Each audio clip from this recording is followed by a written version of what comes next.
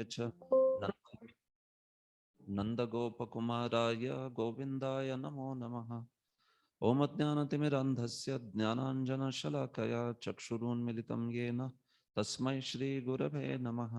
श्रीचैतन्यमनोभीष्टं स्थापितं येन भूतले स्वयं रूपः कदा मह्यं ददाति स्वपदान्तिकम्।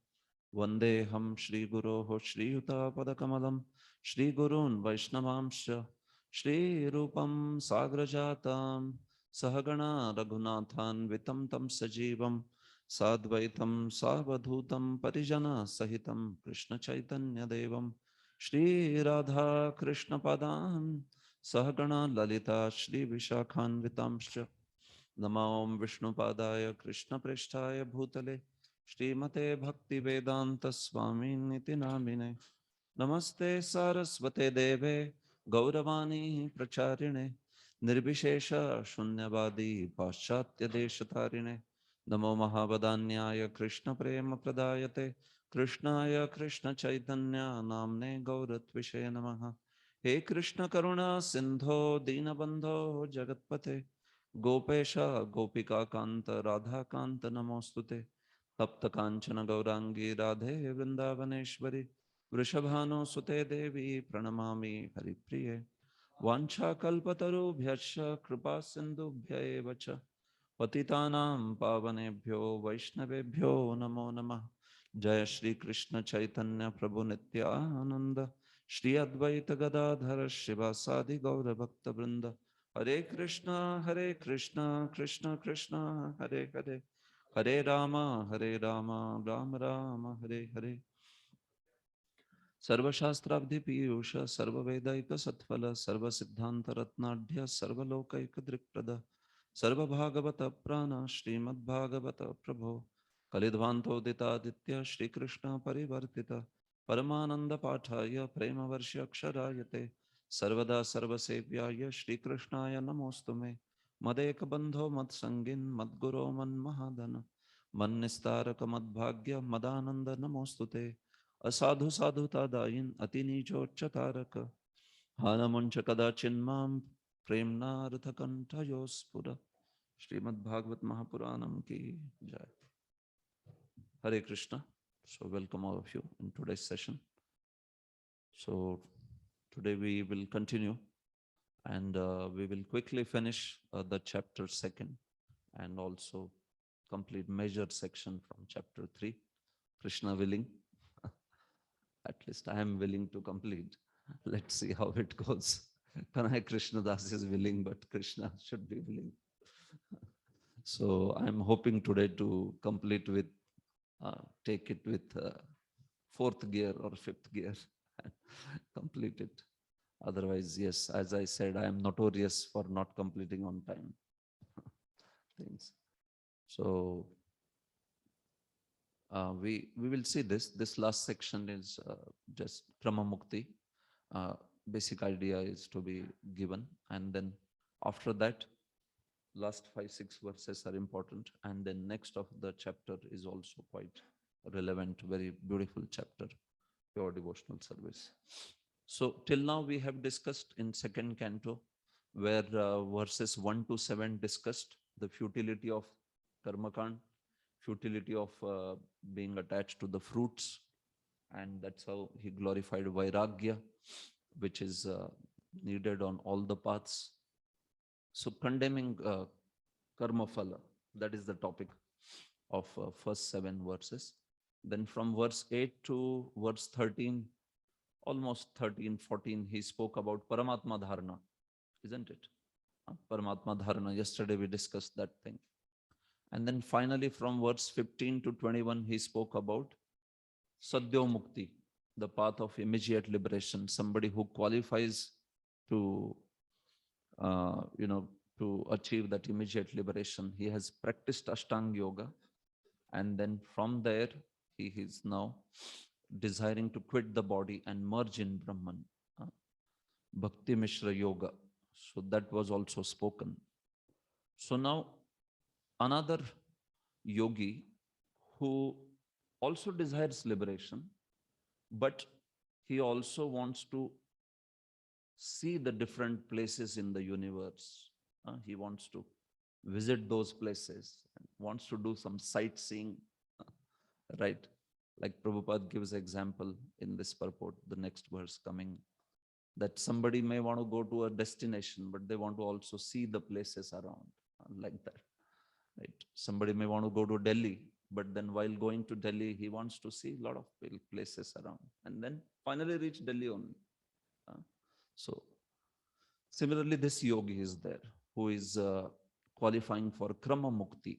Although he is qualified yogi, he is also accomplished in his dharana, but still he has desires to see these places.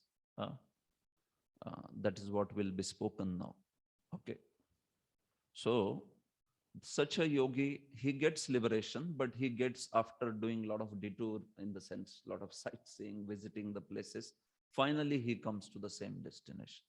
The, the mukti is not quick, immediate, like this person whom we described in prior verses. So this is a gradual liberation. He goes to that particular place, and then from there to further, all these places will be described. Okay. So we will just see the verse and then continue this important discussion. Text 22. Yadi prayasyan nripaparyameshtyam vaihasanamuta vaiha yasanamuta yadviharam ashtadhipatyam gunasannivage saheva gachan manasendriyaischa.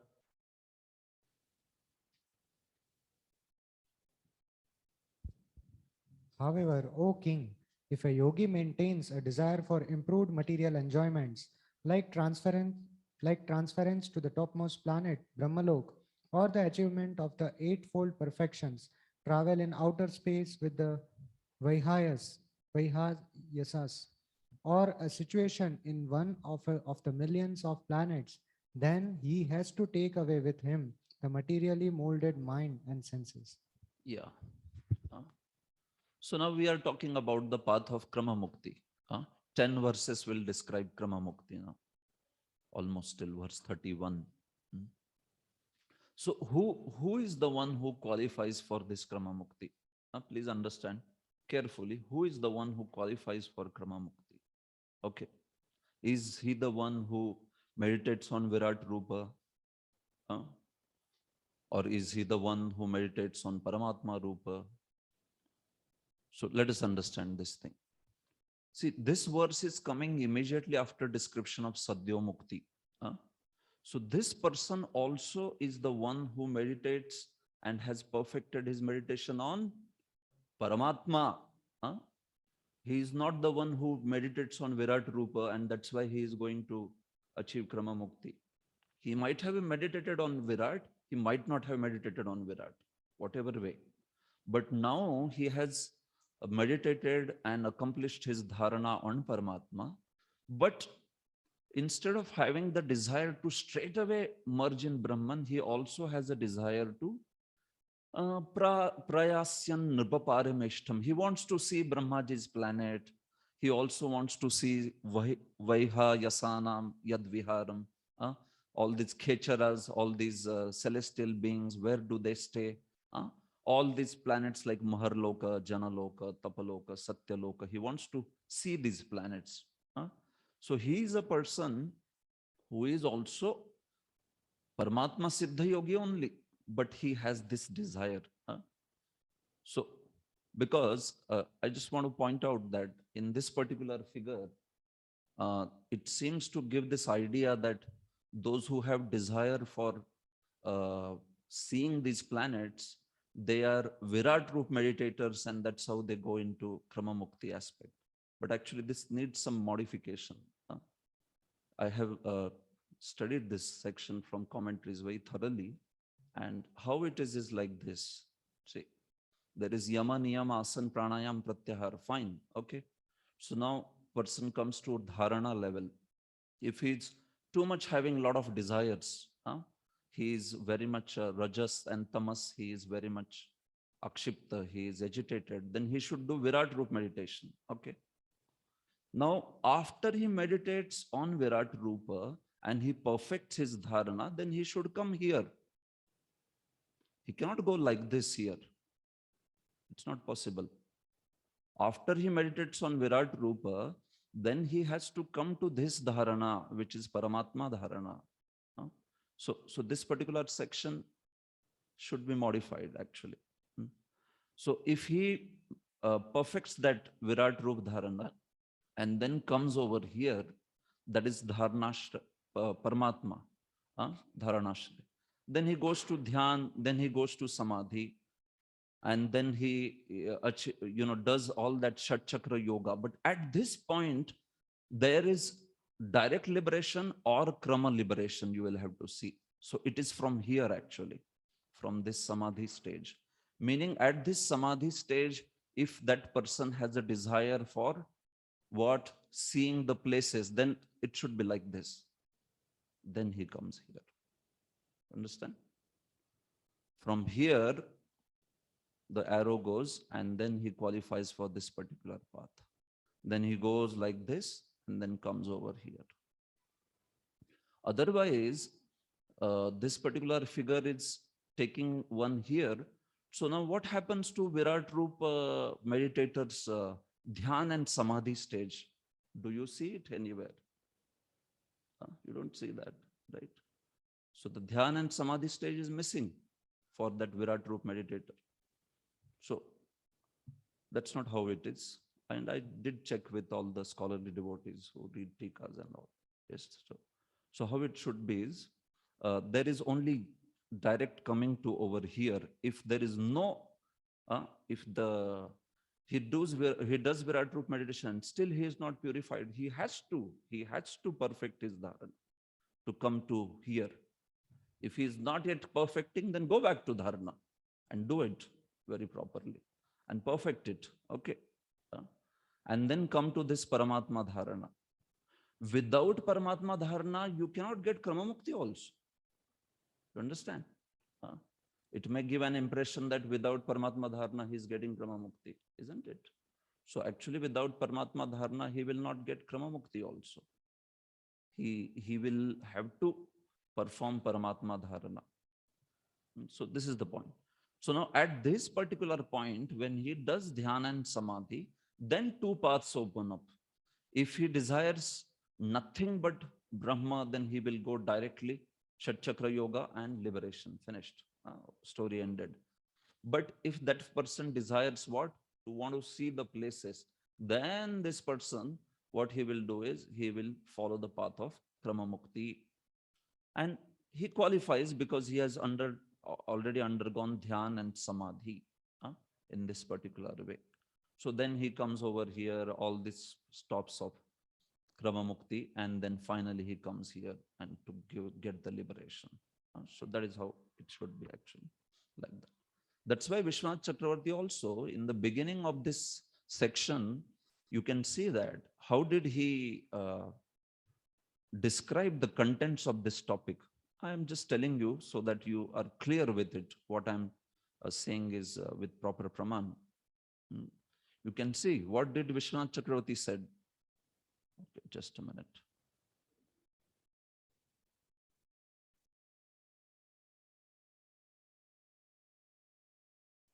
See, Vishwanath Chakravarti said, Dvitiye chidghan vapu dharana siddha yoginaha deham jihaso sayujya prapto uktam shruti dvayam. In the attainment of Sayujya, two paths have been spoken. Okay. In the attainment of Sayujya, two paths. Which are they? Sadyomukti and Kramamukti. But for both of them, what is his dharana? Chidghan vapu dharana. Understand? What is Chidghan vapu?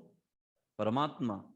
The verse is not saying for Paramatma meditator dharana, one path of Kramamukti. And for, Sadhya Mukti. And for Virat Rupa meditator, the another path, which is Krama Mukti. It's not saying like that. Both of them, it is saying Chidgan Vapu Dharana Siddha Yogina. Both of them have accomplished Paramatma Dharana. It's simple. But in order to attain Sayujya, there are two paths for them, depending on whether they want to see the, sightseeing or whether they don't want to see. like that. So just a Virat Roop meditator who has perfected dharana, he cannot achieve Krama Mukti. It's not possible. He has to come to Paramatma dharana, then only he will be able to achieve Krama Mukti. That's the point which Vishwanath Chakravarti immediately. But what has happened that even in the translation of this, the standard translation, the translation has got some errors. So that's how maybe the idea could have developed that Virat Roop leads to Krama Mukti and this leads to, like that, this way. So that is how I just wanted to point that out so that you are clear with the concept, that the concept is both of them, they have done Paramatma Dharana. They have accomplished that Dharana. They have done Dhyana. They have reached Samadhi. But yes, one has the desire to see all these planets. Yadi prayasyan nripaparameshtya. He wants to see Brahmaji's planet. He wants to see the planets of the Kecharas, all these. So then, Ashtadipatyam Guna Sannivaye, he wants to see these places of Siddhas where they have all the 8 Siddhis, Siddhaloka, all these top planets. So then there, such a person, when he leaves his body, he goes to his next destination with, it is said, Manasa Indriyaishcha. The prior person, the Sadyomukti qualified yogi, when he gave up his body, what happened to his gross body? He gave up. What happened to his subtle body? What happened to subtle body? Did he carry that with him, or he left that and went away? He left. See, subtle body, if you carry subtle body, then one cannot go to the transcendence. Destruction of gross body means you take another birth to get another body. But destruction of subtle body means you have mukti. So mukti is not possible without destruction of subtle body. Always remember. So anybody who goes to Brahman, he will be destroying his subtle body, meaning he will not have any material subtle body. That aspect is not there. What to speak of Brahman, there is not even there basically he just merges completely. So there is no kind of body there. It's a nirdeha mukti. It is not sadeha mukti. It's nirdeha mukti. There is, you don't call that going to Brahman is some kind of deha is there. No, it's the soul, and that soul which is free from any sort of conception like there is object to be worshipped and I am the worshipper. No, he just identifies himself with that one Brahma. That's it. So that's why that yogi was going, he went with no subtle body, no gross body, only the soul which merges into Brahman. But here, this particular personality, because he has a desire to see these places, there is a curiosity to see all these places. So he is said to be going with Manasa Indriyaish Saha. He goes with Manas, he goes with Mana, and he also goes with the Indriyas. So when it is said that he goes to these places with his mind and his senses, what does it mean? It means he goes there to these places with mind and subtle senses. Gross body, he will live here only, but he will go with the subtle senses because subtle senses are there within the subtle body. You know that I explained. Chakshu, Ghranam, and everything is there within the subtle body. Okay, so he goes with the subtle body to now next destination. His final destination is Brahman only. But with that, while going there, he has many stops actually, by which he goes to this particular, meaning he achieves Sayujya Moksha. So that is what is the point of this particular verse. So what he will do is he will go to those individual places. He fulfills his curiosity to see those places. And then that particular level of desire is deleted from his subtle body. And like that, he proceeds slowly. That layer of enjoyment or that layer of curiosity in the subtle body is given up. You understand? It's all subtle only. But that particular aspect of subtle body by which he wanted to see these planets, that layer of subtle body is given up, and then he goes further like that. The Sadhya Mukti yogi, he just gave up his subtle body and he went away. He went to merge in Brahman. But this particular person, he wants to see these places like Maharlok, Janalok, Tapalok, Satyalok, and all that. So that's why he is actually being taken in this manner, Krama Mukti. He is also perfected Ashtanga Yoga only. Paramatma Dharna only, he also has perfected. But this is his uniqueness. Prabhupada says, see, as inquisitive persons tour all over the world to gain direct local experience, the less intelligent transcendentalist similarly desires to have some experience of those planets about which he has heard of so many wonderful things. So, you understand, he is not to be condemned like a karmi.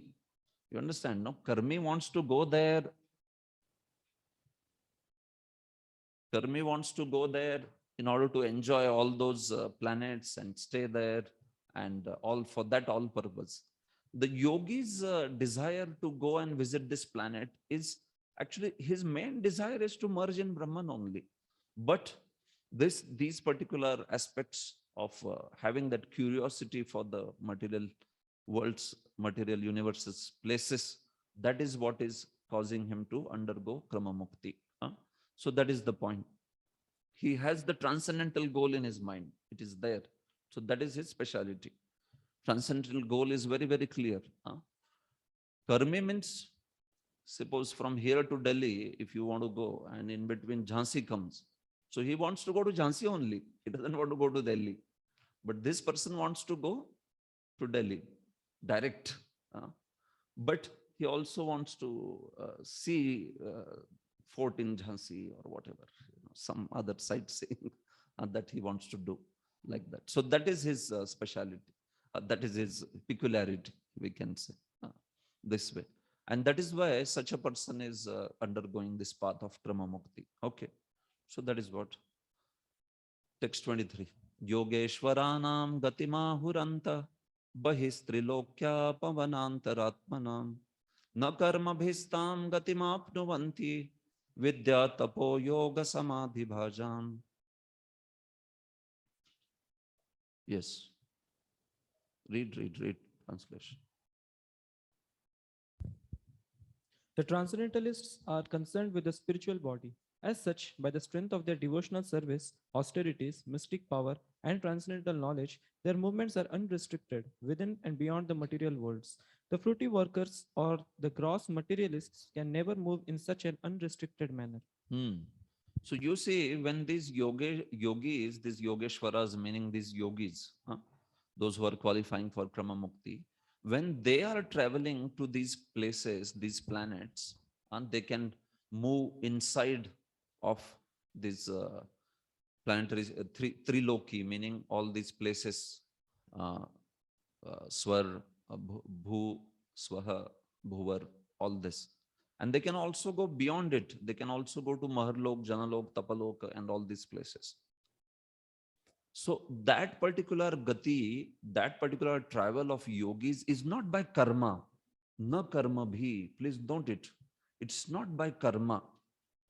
Na karma bhi tam gatim apnuvanti. But how is it then? It is by vidya, tapo, yoga, samadhi. It is by these four factors. See, you can achieve these planets like Agnidev's planet, Vaishvanar Loka, or you can achieve planets in the Shishumar Loka, Swarga, and all that by two ways. One is by karma, by performing those particular sacrifices, like you perform Jyotishtom, so then you go to Swarga. Once Jyotishtom sacrifices, Punya is over, he has to come down. But that is not this yogi. Only those who go by karma, they have to come down. But yogi can stay there as much as he wants, this yogi. So that's why this is said, the gati, the destination that these yogis are achieving, all this destination, it will be spoken, Vaishvanar Loka, Shishumar Loka, Mahar Loka, Jana, Tapa, all this. They are not by karma. They are not performing some karma kand and they are achieving this. No, na karma bhi tam gatim apnuvanti. but it is Vidya Tapo Yoga Samadhi Bhajam. So Vidya, this is transcendental knowledge, the austerity, yoga, meaning Ashtanga Yoga, in which they are worshipping Paramatma. They have also accomplished Paramatma Dharana. That's how they qualify for Krama Mukti. Otherwise, they won't. So all these aspects, they are generating their qualification to go to these planets.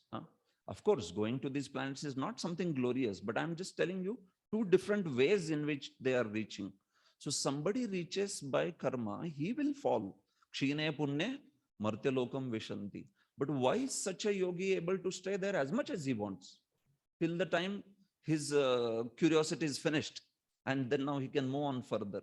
Why is that? Because he's not achieving it by karma.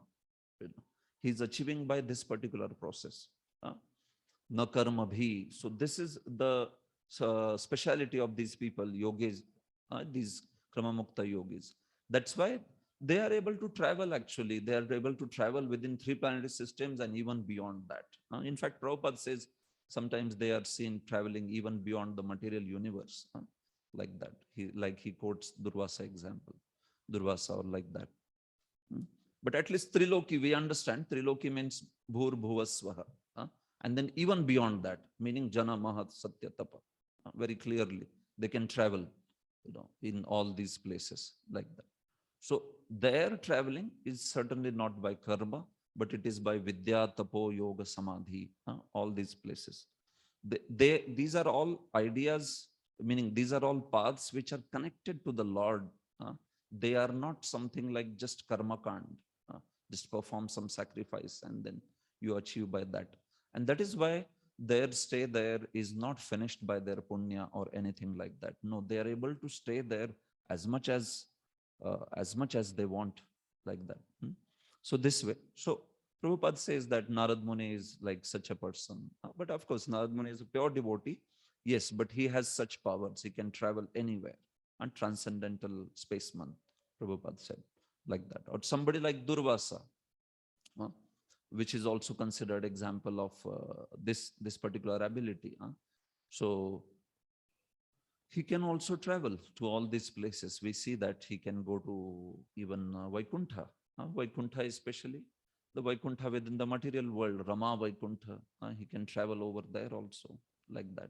Or Prabhupada says he could travel even beyond material space and go to Mahavaikuntha, so to say.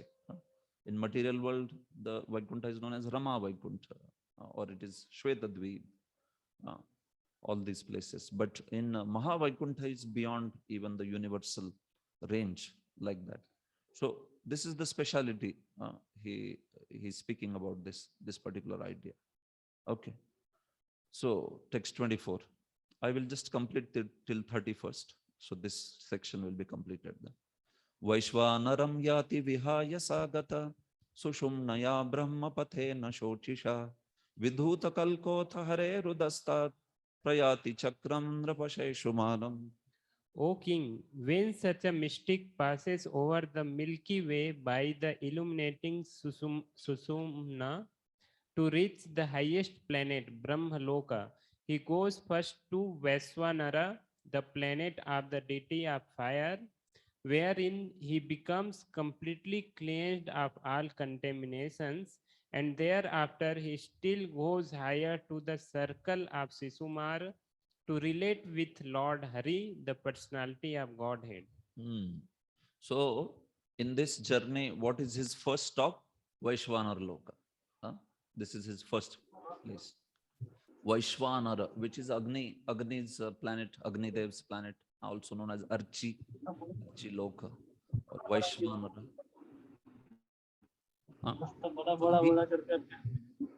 Electric board है तो electric board सरकार के या ये private Hare Krishna, please keep yourself on mute. Hare Krishna.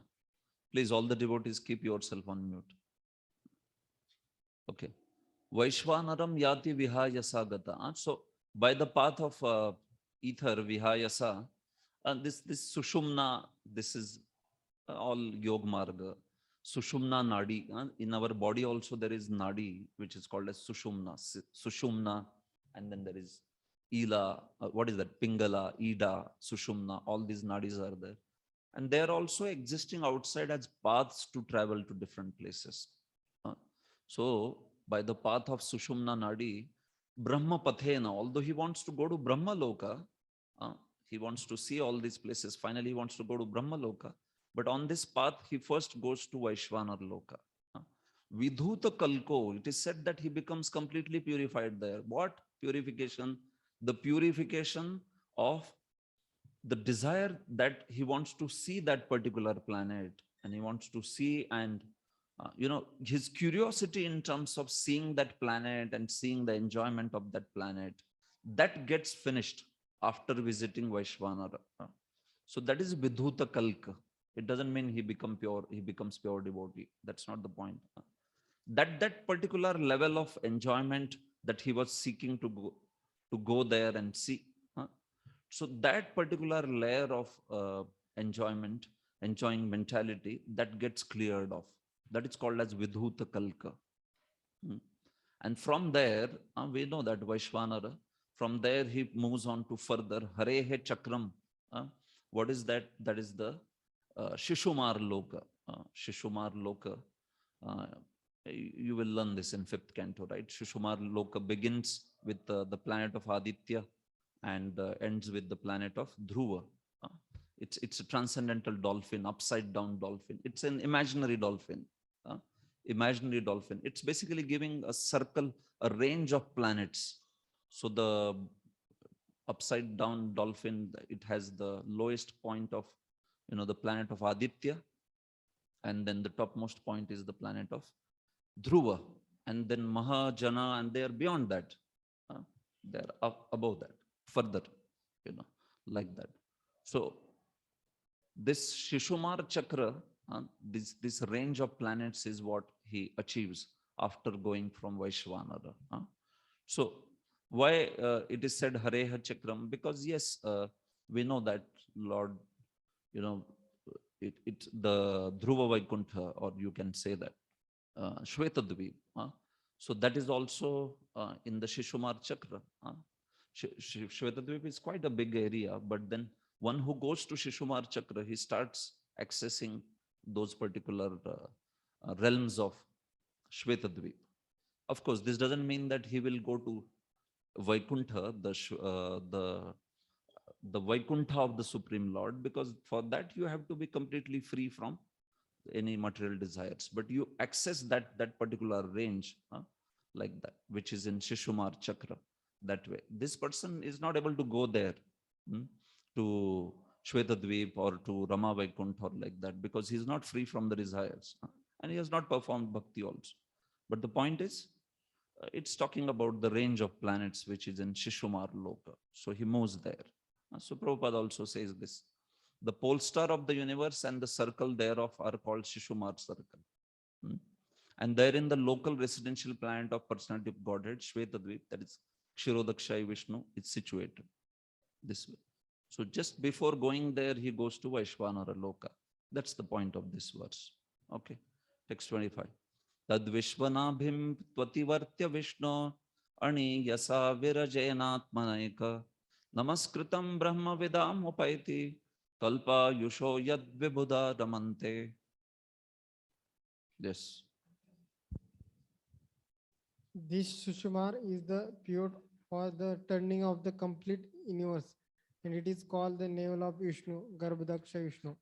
The yogi alone goes beyond this circle of Sushumar and attains the planet Mahalok, where purified sense like Bhrigu enjoys duration of life of What happened? I just, okay, whatever, 4320.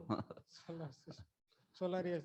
This planet is visible even for the saints who are transcendentally situated.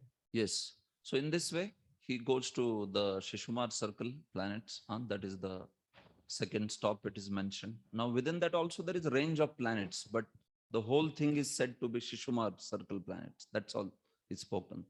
Nobody has commented anything further on it, like that. So now beyond that, with his purified body, he moves on. See, meaning what? Every planet that he goes, he will have some gross body there.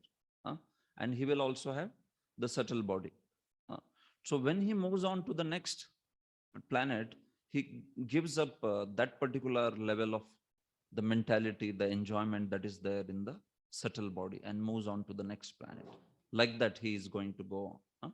So there will be a change of gross and subtle elements, meaning that particular level of enjoyment or desires that he had, they will be given up, and then he will move further now, because his curiosity is also there to see all the other planets also.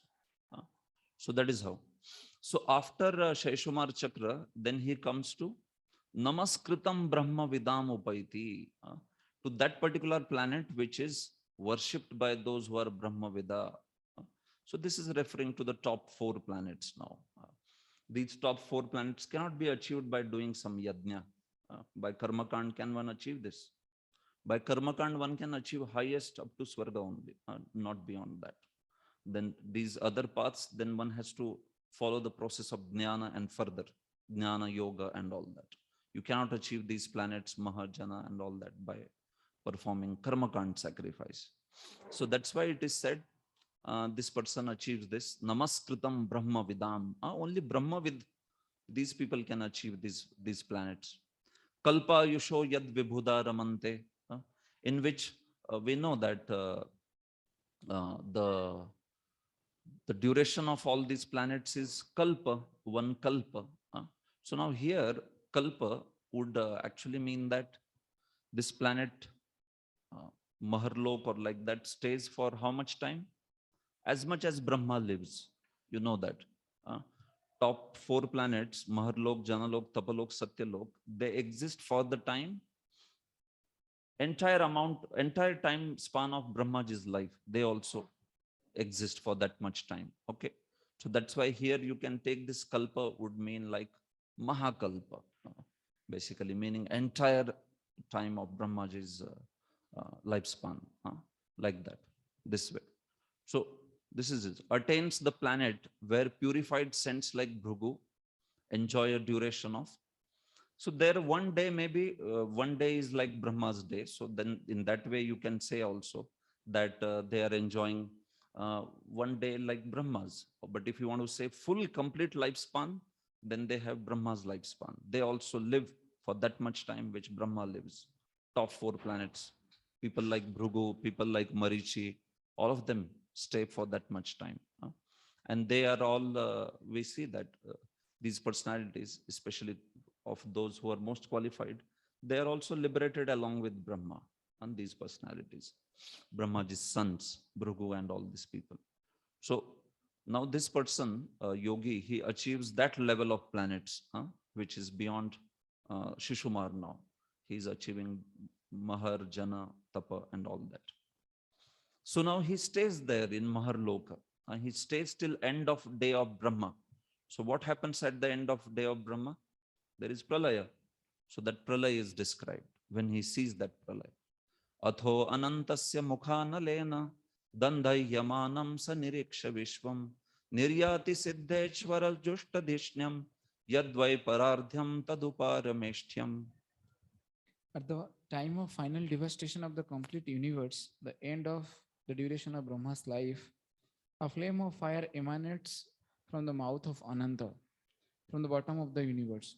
The yogi sees all the planets of the universe burning to ashes, and thus he lives for Satyalok by airplanes used by the great purified souls. The duration of life in Satyalok is calculated to be 15 trillion 480 billion years. Achha. Okay. Yeah. So then at the end of day of Brahma, then you know that all till Swarga, everything is destroyed, isn't it? And then top 4 planets, they remain as it is at the end of Brahmaji's Brahmaji's day also. In the night of Brahma, top 4 planets, they are not destroyed. They stay as it is. But when these below planets, Swarga and below, Bhur, Bhuva, Swaha, when this is destroyed, so through the flames that come out of mouth of Ananta Shesh, so the heat of that Ananta Shesh's flames is experienced in Maharlok. Although the below lokas are burning, but he being in Maharloka experiences the heat. He sees that how the entire planetary system, Triloki, is being burned down by Ananta. So, Dandhyamanam Saniriksha Vishwam. So then these Maharloka residents also go to the top planets further. So this person, then even if he decides to stay for Maharloka, complete day of Brahma, but at least at the end of Brahma, seeing this fire coming out of Ananta and destruction, then he goes further. He moves on to further lokas like Jana, Tapa, and finally Satya. So it is said that then he moves to Parameshtyam, meaning Satya Loka. But obviously it means that he moves to Jana, then Tapa, and then finally Satya, like that, which exists for Dviparardha time. One Parardha is 50 years. Dviparardha is 100 years of Brahma. Okay. So like that, he moves on. So Prabhupada ji, in purport, he is giving general ideas about these places and their duration and all that. So primary idea about the verse that we are understanding, that we are covering. Yeah. Correct. Yeah, at the time of final devastation of complete universe, a flame of fire emanates from the mouth of Ananta. Yeah. So actually here, Atho Anantasya Mukhanalena, Prabhupada, see, there is also one pralaya that happens at the end of, but here the context, if we see, is of a pralaya which is at the day of Brahma. That's why it is said Maharloka, he is staying there at Maharloka, and then he is moving on further. Okay. So Prabhupada sometimes takes the terminology and he may utilize it for, Atyantik Pralay, or he may use it for Prakrit Pralay. He uses that in multiple ways. But if you see all the scheme of verses, this is very clear that it is coming at the end of Brahma's day. And that's how he moves on further. If it is at the end of Brahma, then basically even what he will do by going to Brahma's planet also, right? Because even that is getting ended, isn't it? But here what happens is when he goes at the end of Brahma's day, so then Brahmaji and all these people, see, they are not disturbed by the heat of, the Ananta further, all these top planets. So that is how that is explained. You can see Vishwanath Chakravarti Jiva Goswami explain in this manner, that is how he moves on further and goes to Satya Loka. Now there, he can stay as long as Brahmaji is there, that is till the end of Brahma's lifespan, or he can decide whether he doesn't have to stay till Brahma's life ends. That choice is with him. See, if the yogi goes and he stays there now in Maharloka till end of day of Brahma, and then he goes further to Satyaloka. So now Satyaloka has full lifespan of 100 years, isn't it? So choice is his whether he wants to stay till end of Brahma's life, or whether he wants to give up his body, in the sense attain that mukti before only. You understand? That idea is also very clear actually in the scheme of verses. I'll just complete this, then it will be clear also. It's not that everybody has to stay with Brahma till the end of his life, this Krama Mukta. No, he can also give up his body before Brahmaji. He can choose that particular aspect. So that is how the explanation of Srila Jiva Goswami and Vishwanath Chakravarti is in terms of the day of Brahma, like that. But because the same kind of pralay can also happen at the end of Brahma's lifespan, so that it can be also explained in that particular fashion. But you see the next series of verses, then it will become clear that actually it has to be before, that way. Okay. Further, na yatra shoko na jara na mrityu nartir na chodve garute kutaschit yat chittatoda kripaya nidam vidam duranta dukkha prabhavanu darshanat. In that planet of Satyalok, there is neither bereavement nor old age nor death. There is no pain of any kind, and therefore there is no anxieties, save that sometimes due to consciousness, there is a feeling of compassion for those unaware of the process of devotional service, who are subjected to unsurpassable miseries in the material world. Hmm. Yes. So this is the glorification of that Satyaloka planet. Huh? So Satyaloka, there is no shoka, no jara, no mrityu. Huh? See, in the sense of that the people there don't die, right? They die, that their lifespan ends only at the end of universe. Huh? So there is no mrityu like this world. Huh? At the end of their life, they just go back. If they have purified themselves, they go back. Otherwise, they are taken into Mahavishnu's body. Hmm? And then they again are recreated like that. So mrityu is not there like in this world we see the mrityu. But obviously, yeah, abrahma bhuvana lokat purnavatin arjuna. It is said.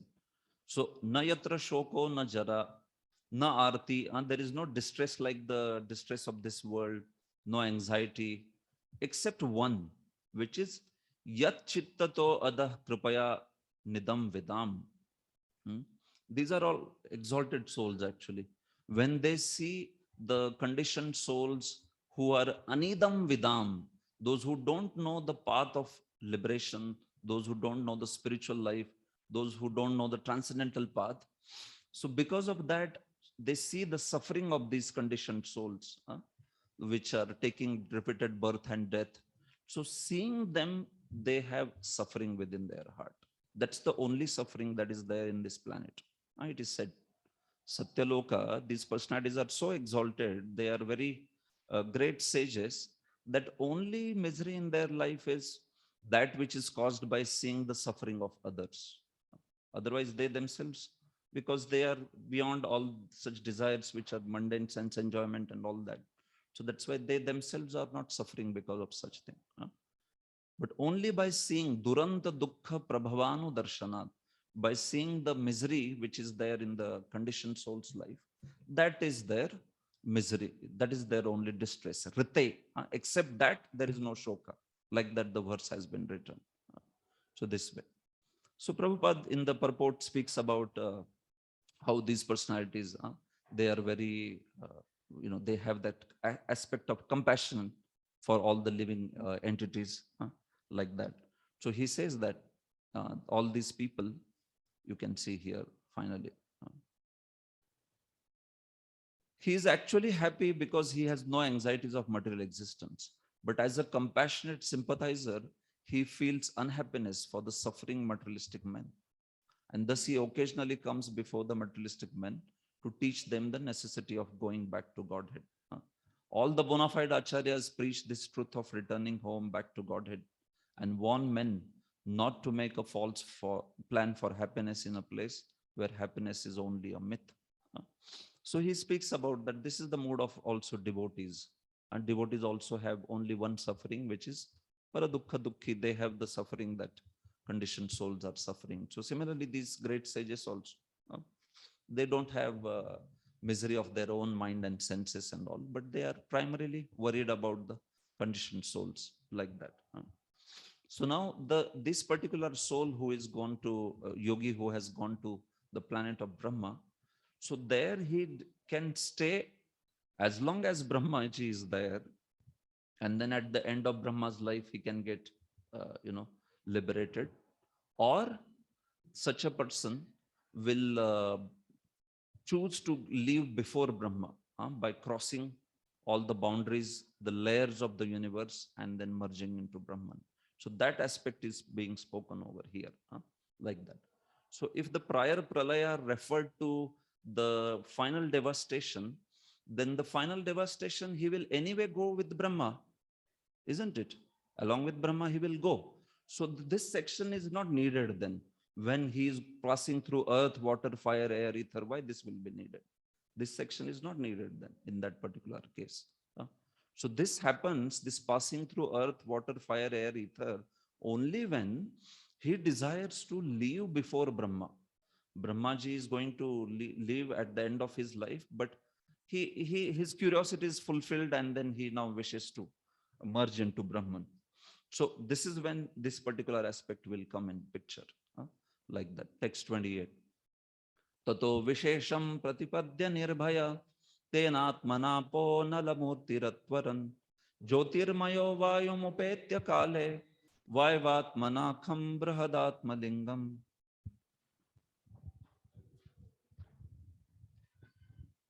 After reaching Satyaloka, the devotee is specifically able to be incorporated fearlessly by the subtle body in an identity similar to that of the gross body.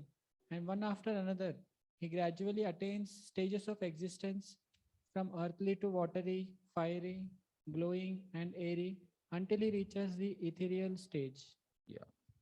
So after he reaches that Satyaloka planet and he wants to quit his body and merge into Brahman before Brahmaji's lifespan ends. So this verse is describing that particular thing.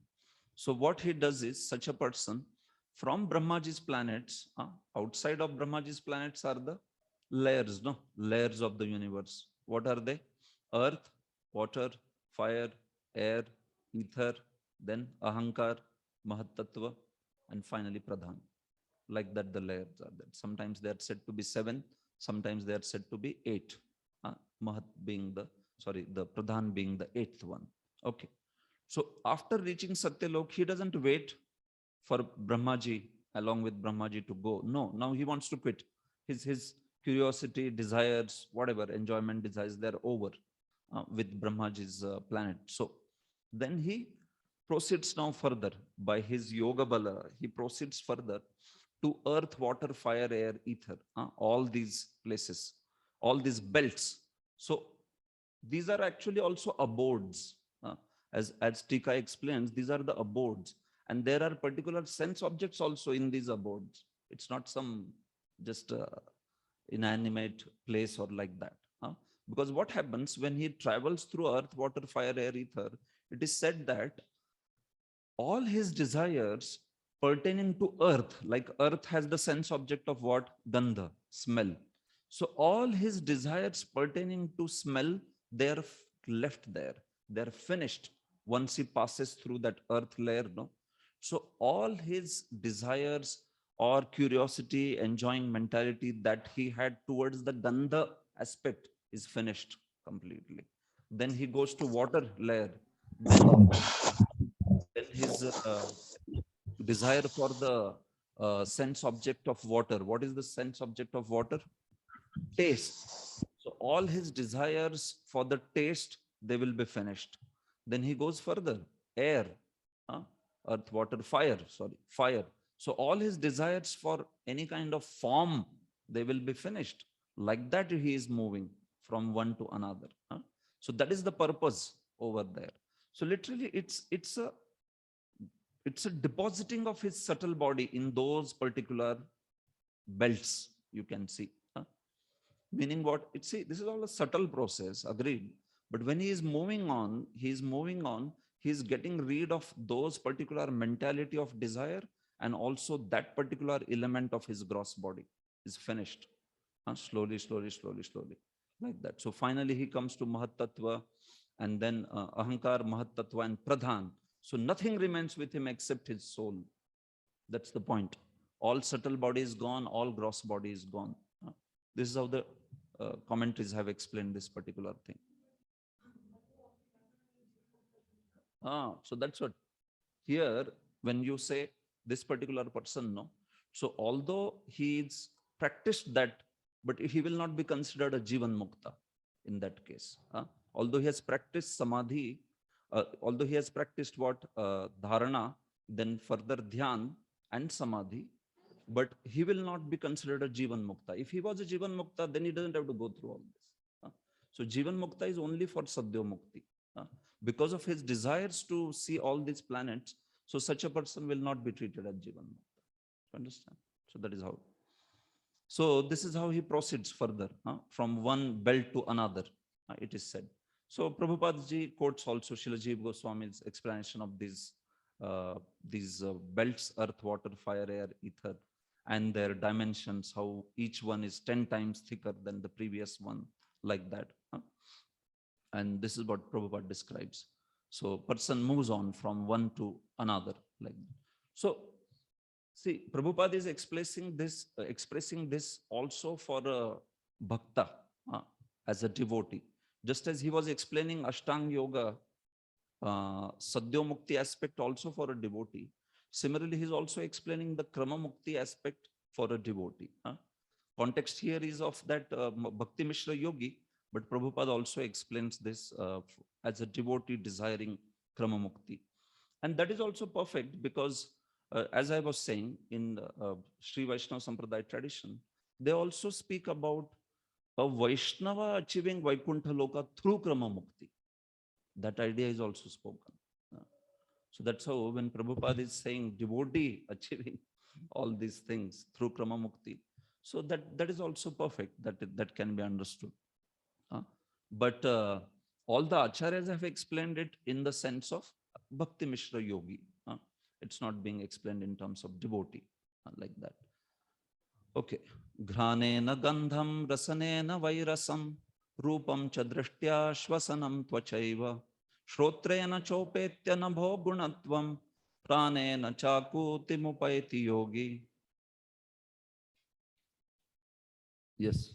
The devotee thus surpasses the subtle objects of different senses, like aroma by smelling, the palate by tasting, vision by seeing forms, touch by contacting, the vibration of the ear by ethereal identification, and the sense organs by material activities. Yeah. So when he is moving through each one of this earth, water, fire, air, ether, all these different coverings, then it is said he is surpassing the subtle objects. So we just discussed that, right? With earth, he is surpassing the subtle object of smell. With the water, he is surpassing the subtle object of taste, like that. So, and finally, with the ether, he is surpassing the subtle object of sound, like that. So he is moving, meaning he is becoming completely free from any sort of desire, any curiosity towards that particular sense object. And also within his gross body, he is becoming free from that particular element. You understand? So that particular element within his gross body is being given up, you know, when he is entering into that particular belt. And this is how he is proceeding further. So see, some understanding we can get based on how acharyas have explained. If you will feel like what exactly happens, it's like he leaves the earth part of his body and then only water and these four are there. Not very details are spoken. And then what sort of sense objects he sees there, that's how his curiosity is gone. In that layer, is it that the best of the items are there in terms of taste and the best of the items are there in terms of form, or like that? So that's what I was saying, that at least based on the various tikas that we went through, this much is spoken, that his various desires of that particular sense objects are purified, and then he moves on. So he gives up that element of subtle body, that layer of subtle body with that desire, and also that particular element within his gross body. So he's getting freed from that one. So when he goes to earth, literally, when he goes to earth, that particular, so all Pancha Mahabhuta aspect of his body is finished when he goes beyond ether, like that. Because earth, water, fire, air, ether, finished, like that. Now, what elements, what aspect of his body is remaining? So, then further is Ahankar, Ahankar, Mahatattva, and finally Pradhan. So that thing is now spoken in the verse 30. Sabhuta sukshmendriya sannikarsham manomayam devamayam vikaryam samsadya gatya sahatena yati vijnana tattvam gunasannirodham. The devotee, thus surpassing the gross and subtle forms of coverings, enter the plane of egoism. And in that status, he merges the material modes of nature, ignorance and passion, in this point of neutralization, and thus reaches egoism in goodness. After this, all egoism is merged in the Mahat Tattva, and he comes to the point of pure self-realization. Yeah. So now, after merging all his elements of his body and accordingly layers of subtle body over there, then finally, we know that See, basically how creation happens, there is Pradhan, then from Pradhan comes Mahatattva. From then Mahatattva, there is Ahankar, which is Vaikarik, Tamasic, Rajasic, right? So, and after that, there are senses and, sense devatas, karmendriyas, jnanendriyas. So just reverse it like that. So earth, water, fire, air, ether, these all come from tamasic ahankar, right? And then, mana and sense devatas, they come from sattvic ahankar, or karmendriya, jnanendriyas, they come from rajasic ahankar. So when all these elements like earth, water, fire, air, ether, and all, they have been given up. So then what remains? Things like mind, things like buddhi. So they all are merged into Mahatattva, which is the cause of all these things. So anything that is pertaining to his body, the element of Mahatattva within his body, so that is merged into that layer of Mahatattva. So that is how once that is merged, completely finished, Mahatattva, Ahankar, and then further Mahatattva, and then beyond that, what remains is only the soul. The soul and the aspect of Pradhan. See, this is Pradhan pertaining to his own existence. Not Pradhan meaning complete Pradhan. Pradhan pertaining to his own existence, his own body. Pradhan or Mahatattva pertaining to his own body, like that. This all we are speaking in terms of his own body, all these elements. Okay. Because what is seen as universal level, that for somebody to get a body, individual body, those same things have to be there, no, in the body also. So body, like Vyashti Deha, even individual body in which the sense devatas are acting, or mind is acting, buddhi is acting, they also have to be part of that sattvic, rajasic, tamasic ahankar only, no? So he is basically, when going back, he is giving that up. He is getting rid of that particular element as he is moving on. So Bhuta Sukshmendriya Sannikarsham, this is all basically referring to that ahankar, which generates Mahabhut, meaning Panch Mahabhut, and then also Indriyas, Jnanendriyas, and all that.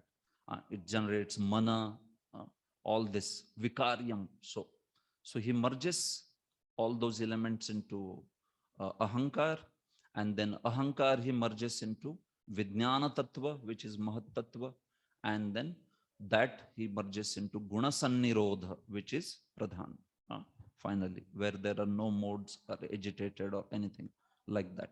Okay, so this is what. And then finally, so now at this particular point, Prabhupada has written a long purport, but the purport is for what point? See, this is what his purport is. We may also remember in this connection that the process of gradual emancipation by the devotees in the manner mentioned above, although authoritative, is not viable in the present age. That's it. He says this process cannot be followed in this age. It is not viable in the present age because of people's being primarily unaware of yoga practice. So he just makes sure that the technicalities are becoming too much. So please understand that process is anyway not applicable. Process is anyway not useful. And then rest of the entire purport is basically what is the process of Kali Yuga, which is Sankirtan. Hare Krishna, Krishna Krishna, Hare Hare Ram, Ram Ram, Hare Hare. So whether Krama Mukti or Sadhya Mukti, forget it. And you chant Hare Krishna. So much so that he's writing now everything. He's writing 10 Namapradas also here. In the context of Krama Mukti, that yogi, that fellow is getting merged in Brahman now. Prabhupada has written 10 Namapradas. So that is his uniqueness. That's how nobody can escape becoming a devotee, reading Prabhupada books. He has to become a devotee because yes, he understands and immediately tells that, yes, is this applicable? Is this even possible to follow? Even knowledge of that path is not there. Even if somebody wants to practice it, not so much knowledge is there. Previous days, yoga path, everybody was aware and very learned yogis were there. Right now, What is people's idea of yoga? Some doing some push, just some breathing exercise or something. That's what they think is yoga. Asana and pranayam, that's all. So this much of detail and merging with the path of krama mukti and this and that, Prabhupada says that it is not viable, it's not practical. So you chant Hare Krishna and perfect your life. This is the point. Text 31, last verse in this series. Tena atmanatmanam upayati shantam anandamayo vasane etam gatim bhagavatim gato yah savai punarneha vishajjatenga. Only the purified soul can attain the perfection of associating with the personality of Godhead in complete bliss and satisfaction in his constitutional state. Whoever is able to renovate such devotional perfection is never again attracted by this material world, and he never returns. Okay. So this is the path, this is the last verse which says that how he also merges into Brahman. Tena atmana atmanam upaiti shantam. So now he's remaining with what? Only Pradhan. So Pradhan comes from actually whom? Pradhan comes out of the body of the Lord. Right? So that Pradhan, he makes sure that he merges, meaning that is deposited back into the body of the Lord. And then this person, he himself merges into Brahman. Atmana atmanam upaiti. But the way the verse is written is Shantam Anandam. He achieves Shantam and Anandam. What is that? He achieves, basically, it is said, Prabhupada translates Shantam and Anandam as rest, supreme rest, and satisfaction, like that. In that way, he translates it. So now Prabhupada, he has translated this verse in, again, devotional context. What does Prabhupada say? That such a person, only the purified soul can attain the perfection of associating with personality of Godhead. Personality of Godhead, he is saying. So krama mukti attained by a practitioner of yoga who is also a devotee. And that's how he is able to achieve that abode of the Supreme Lord. So Prabhupada is writing personality of Godhead over here. So how the scheme of verses speaks is, he achieves the Anandam or Shantam, meaning actually he becomes merged in the effulgence of the Supreme Lord. He achieves that Supreme Lord who is known as Shanta and Ananda. But what is that achieving?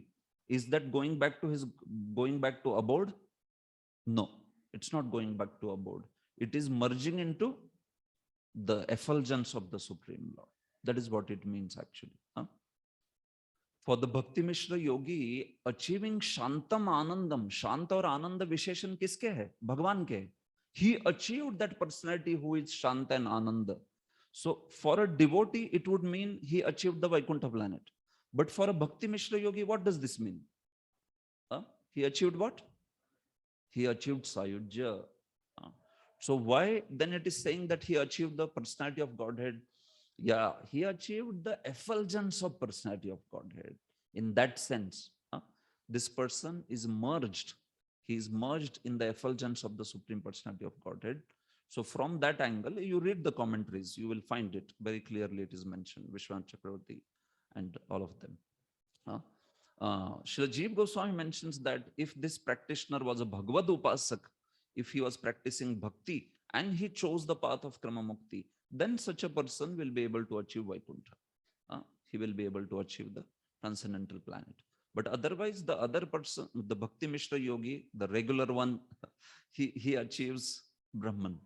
He achieves the effulgence of Supreme Lord. And that is why it is said in this sense. Etam gatim bhagavatim gato yaha savai punarneha vishajjatenga. And once he achieves this particular destination, which is known as Bhagavati Gati, then he never comes back in the world again. Savai punarneha vishajjatenga. So such a person, if he has achieved once Brahma Jyoti, then he never comes back in the world. He has, that's it, he has achieved that Sayujya.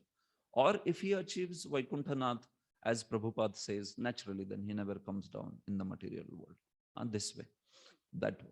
So That is why this Bhagavati Gati can refer to both. It can refer to Brahma Jyoti also, and it can refer to achieving Lord's association also. Both. Prabhupada is very specific where he says that Bhagavati Gati cannot be spoken that Brahmavadi. Prabhupada ji is very emphatic in saying this, that Bhagavati Gati, it real Bhagavati Gati cannot be that Brahma Jyoti. So now why is he saying that? See, you have to understand also. Srila Vishwanath Chakravarti says clearly that this Brahma Prapti is Bhagavati Gati. He says that. But Prabhupada says, no, it's not Bhagavati Gati. So see, because achieving Brahman and staying like that with that merged, kind of consciousness, because that particular state is not the state of service of the Supreme Lord, so it's not a desirable destination. So that is why Prabhupada says it is not Bhagavati Gati. The great happiness of service that is there in Lord's, achieving Lord's abode and service, that is actually the real birthright of Jiva. But instead of that, if you are settling with something like Brahmananda, where there is no Anand of Seva, so then how can that be considered Bhagavati Gati? So from that angle, Prabhupada says that it cannot be considered Bhagavati Gati. As Vaishnavas, we don't accept it as Bhagavati Gati. It's not the real destination. The real destination is you go back to the spiritual world and achieve that particular abode. But the text is saying that it is Bhagavati Gati very clearly. Why? Because that is Bhagwan's effulgence. So that's why Bhagavati Gati. So Vishwanath Chakravarti says it is Bhagavati Gati. Veer Raghav says it is Bhagavati Gati and all. So you have to understand sometimes Prabhupada's emphasis also, mood also, why he writes certain things like that. Even the aspect of Brahma Jyoti, I did mention this before also. Because you are serious learners of Bhagavatam, see, you have to know that there is nothing like falling from Brahma Jyoti. It's not spoken in Shastra actually. Somebody goes to Brahman and falls from there. It's not like that. So now Prabhupada sometimes may in his statement speak such kind of things and all that. So I checked with also many of the scholarly devotees of ISKCON.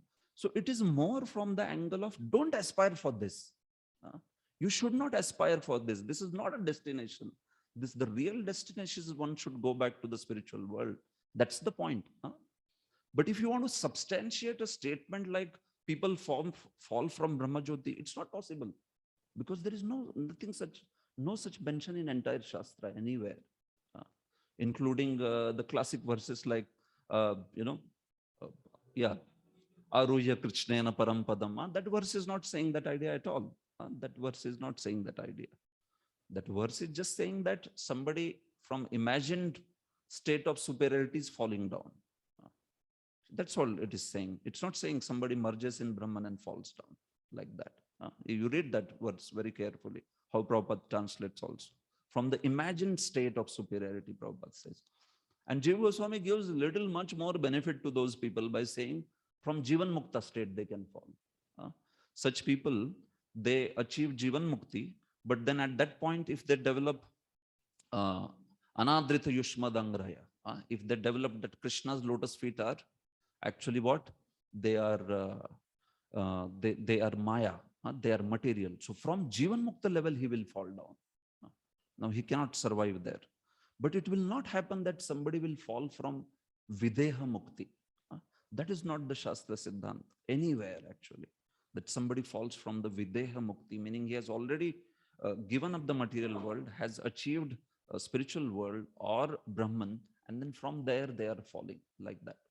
So the point is, if some places where Prabhupada, very few places where Prabhupada seems to be making a statement like that, but that also, you can check with the many scholarly devotees of ISKCON, and that is more or less understood in the sense of, as a Gaudiya Vaishnava, we don't accept that Brahman realization as a gati at all.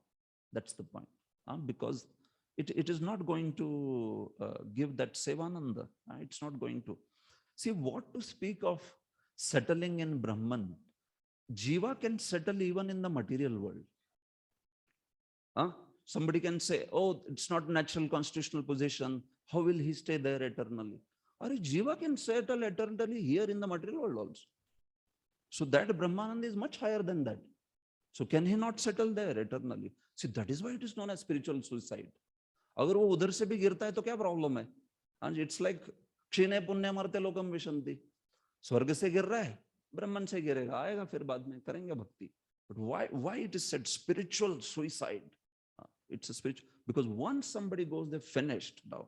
Now you cannot do anything with that fellow. He is lost. वो वैसे बाद में आके भक्ति में आएगा, ऐसा scope ही नहीं है कुछ उसका. Because he has accepted that. It's a very deadly destination. Because then after that, you will not have any scope actually. What is the scope? As I mentioned the other day, sometimes these great souls like Narad Muni, Bajaya Veena, he goes to this Brahman, और उसमें से कोई ऐसा suspended रहेगा, so he delivers them, because these are pure souls. So, how does he deliver? I don't know, because they don't accept any, duality. There is no one to talk, because it's just one that way. So when Narad Muni goes there, then they have to at least accept that there is a person who will talk to me, right? So I am there and the person is there. But if there is no duality only, like that, but then still, these are transcendental personalities. So they may deliver these people, and that is how, that is the hope for them. That's the only hope for them, that these personalities, Sanatana Goswami says this point, that personalities like Lord Shiva or Narad Muni even can deliver people who have achieved Sayujya this way. Otherwise, it's a destination, as the verse says, Savai Punar Neha Vishajjate. It's finished, it's gone. You achieved it and that's it, over. Sayujya. They stay like that way. Just as people in material world, they also stay Nitya Baddha. If Lord doesn't intervene, or Krishna's devotees don't intervene, can the jiva go on in the material world? What do you think? He can go on. Yes, very clear. Jiva Goswami says he can go on for eternity in the material world, although he is not situated in his constitutional position. Why? Because that is how Jadanand bhi hai, Brahmanand bhi hai, and there is also Vaikunthanand. So jiva can settle at any level that way. But of course, the point is that, is it a highest destination? So as Vaishnavas, we do understand that going back home, back to Godhead, and being situated in transcendental service of the Lord, that's the destination. And that is why Prabhupada, he will call Bhagavati Gati only to going back home, back to Godhead. He will not call Bhagavati Gati for a Brahman realization. He doesn't accept that particular idea at all this way. So this is how, you can see that this person who finally achieves, he achieves the aspect of merging in Lord's Brahman, Lord's effulgence. And once etam gatim bhagavatim gato, once he achieves it, then we do understand that such a person, he stays there in the Brahma Jyoti for good, for permanently, like that, unless he is given mercifully some mercy by another devotee or like that. So Prabhupada ji writes, especially from the context of how bhakti situates one in his natural constitutional position, by which one can enjoy the happiness of devotional service. And impersonalist, that goal is not such a worthy goal.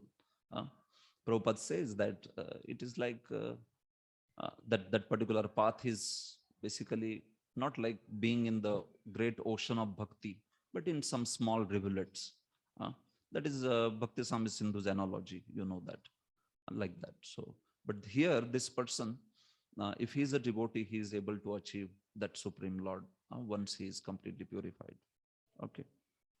So, yes, now last section will come. Yeah, you can ask now. Yes, Prabhu. You want to ask anything, please raise your hands. Prabhu, he says, Prabhupada writes that when he develops a desire, or we have heard from devotees, but while being in Brahma Jyoti, he develops a desire to do something because Jiva is active by nature. So then he comes down, and many times impersonal is going there. The explanation is that he gets into social welfare activities, etc. Yeah. So how? That doesn't happen. That doesn't happen. So why that doesn't happen? Because when somebody gets merged into Brahman, there is no dhyaya dhyata thing. There is no subject-object relationship only. So why will that feeling ever come? Huh? See, somebody may develop some kind of emptiness or like that when he's identifying that there is something to be achieved, that he wants something, he is desirous of something. But in that particular state, neither any kind of desires will come, neither any kind of aparad will happen to the Lord, because he just doesn't accept any subject-object relationship. It's over. It's just one thing. There is no dhyaya dhyata, jnaya jnata, nothing is there. There is no duality. So any dualistic thought will only not come over there. So now when Prabhupada explains this, in most of the context, he explains it in terms of this great Mayavadis or impersonalists. They, by dint of the transcendental knowledge, they go achieve a very great exalted position in material world. They go to like a very high state in which they are freed from all the anarthas and all that. So Jiva Goswami says they can at most go to up to even Jivan Mukta state like that. So then in that state, although they have gone to that particular position, if these people develop the idea that Krishna is Maya or like that, that is when they will fall. Aruhya Krishna patanti adha, in that particular manner, this way. So otherwise, because there is no pleasure in that path, not much pleasure into that particular path. It is not even Brahmananda. They are not able to experience Brahmananda in the material world. That is when you achieve Brahman, then you are able to experience Brahmananda. So that's why, because of that lack of Brahmanand, one may desire for feel some emptiness, and one may desire that he wants to go for such activities. So that's how they give up their so-called Vedant study and come down to the level of serving, social service. So in that context, Prabhupada usually explains this particular point. Somebody merging in Brahman, and then there this sort of thoughts come and all that. Very rarely he explains in that fashion. So if we speak within ISKCON world, because till now the way we have been hearing. Yes. So now if we speak like this, would it be acceptable? No, my point is that only that, see, somewhere or other we have to also know that what is the actual Siddhanta, and what the Siddhanta is. See, we cannot continue to sort of misunderstand Prabhupada and then go on speaking about a Siddhanta which is not correct, like that. So what my point is in speaking is, sometimes Prabhupada's statements by its own light may not be understood by us, what he means by that when he says such a thing.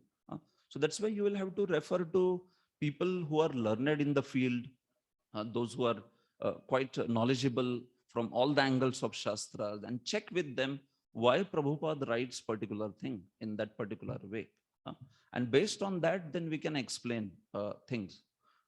That would be a better or more standard ideology. Otherwise, what will happen, those who are serious learners of Bhagavatam, when they come across these contradictions, they may get bewildered. What is this actually? Is a Siddhant like somebody falls from Brahma Jyoti? Is that being propagated? But if you read deeply enough Shastra commentaries and all that, it's quite clear that there is nothing like that. That particular Siddhant is not there. So then the responsibility comes on us to be able to sort of explain or reinterpret Prabhupada's words when he writes something, or when what does he mean exactly by that, like that. So on a face value, we may feel like, oh yeah, I understand what Prabhupada is saying over here and all. But only when the overall Shastra is known, then that kind of understanding, just a minute. Then that kind of understanding which is there.